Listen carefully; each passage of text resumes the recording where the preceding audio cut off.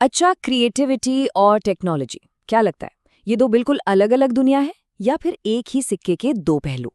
आज ना हम एक स्टूडेंट के प्रोजेक्ट से इसी सवाल को समझने की कोशिश करेंगे और ये भी देखेंगे कि कैसे एक छोटा सा सिंपल सा आइडिया भी कितनी बड़ी बड़ी चीजों की शुरुआत कर सकता है। इस प्रोजेक्ट का टाइटल ही देखिए, अपने आप में कितना कुछ कह देता है। रचनात्मकता और प्रौद्योगिकी को मिलाकर दुनिया को बदलना। ये कोई मामूली स्कूल असाइनमेंट नहीं लग रहा है ना? ये तो एक मिशन स्टेटमेंट जैसा साउंड करता है। चलिए थोड़ा और गहराई में जाकर देखते हैं कि इस सोच के पीछे आखिर है क्या।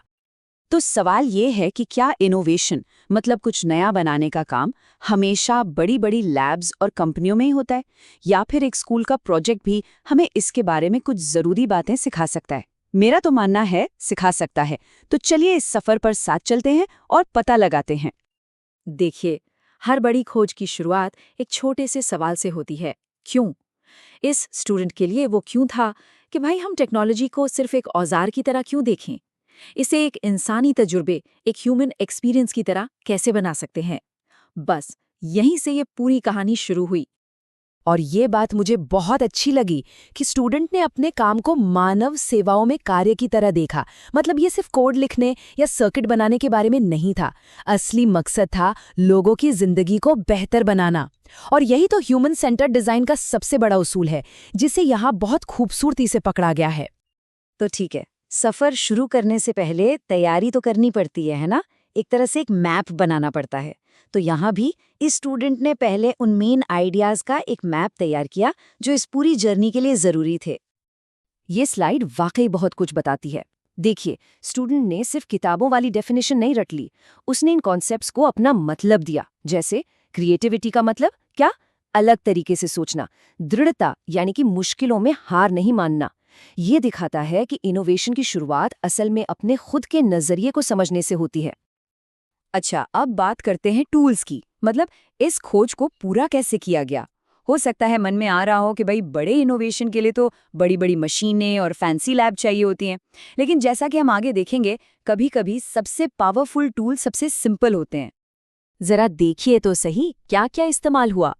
एक नोटबुक और पेन, स्कूल की किताबें, कंप्यूटर या टैबलेट, रिसर्च के लिए इंटरनेट और टीचर की गाइडेंस। बस, कोई फैंसी लैब नहीं, कोई महंगा सॉफ्टवेयर नहीं। ये हमें याद दिलाता है कि इनोवेशन के लिए ना महंगे सामान से ज्यादा जरूरी है जिज्ञासा और सही गाइडेंस। और ये रहा पूरा प्रोसेस, पूरे 7 स्टेप्स में। शुरुआत हुई एक फोकस ढूंढने से, फिर जानकारी इकट्ठा की गई और सबसे जरूरी यूजर के एक्सपीरियंस को समझा गया। ये कोई ऐसी रैंडम काम नहीं था, हर कदम बहुत सोच समझ कर उठाया गया था। मतलब क्रिएटिविटी और डिसिप्लिन का एक बढ़िया कॉम्बिनेशन। हर रिसर्च में ना एक आहा मोमेंट आता है, एक ऐसा पल जब अचानक सब कुछ साफ साफ दिखने लगता है। अब हम उसी हिस्से में आ गए हैं जहां एक स्टूडेंट को कुछ बहुत जरूरी बातें समझ में आई।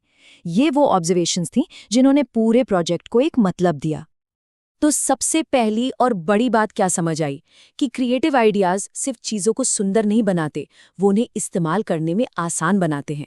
जरा अपनी किसी फेवरेट ऐप के बारे में सोचिए, वो इतना आसान क्यों लगता है? क्योंकि किसी ने बहुत क्रिएटिव तरीके से ये सोचा था कि लोग उसे कैसे इस्तेमाल करेंगे। यहाँ खूबसूरती और काम दोनों साथ साथ चलते हैं। दूसरी ऑब्जर्वेशन डिजाइन के इमोशनल कनेक्शन के बारे में है।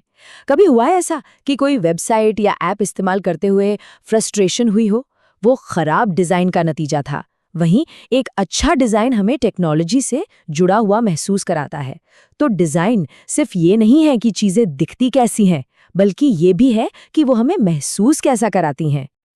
ये एक बहुत गहरी साइकोलॉजिकल बात है। इनोवेशन का रास्ता कभी भी सीधा नहीं होता, इसमें फेलियर तो आते ही हैं।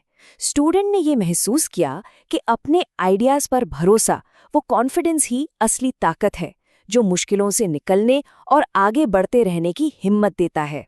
और आखिरी ऑब्जर्वेशन, दृढ़ता यानी कि लगे रहने की जिद का महत्व। सिर्फ एक अच्छा आइडिया होना काफी नहीं होता, उस आइडिया को असलियत में बदलने के लिए लगातार मेहनत करनी पड़ती है, खासकर तब जब चीजें मुश्किल हो रही हों।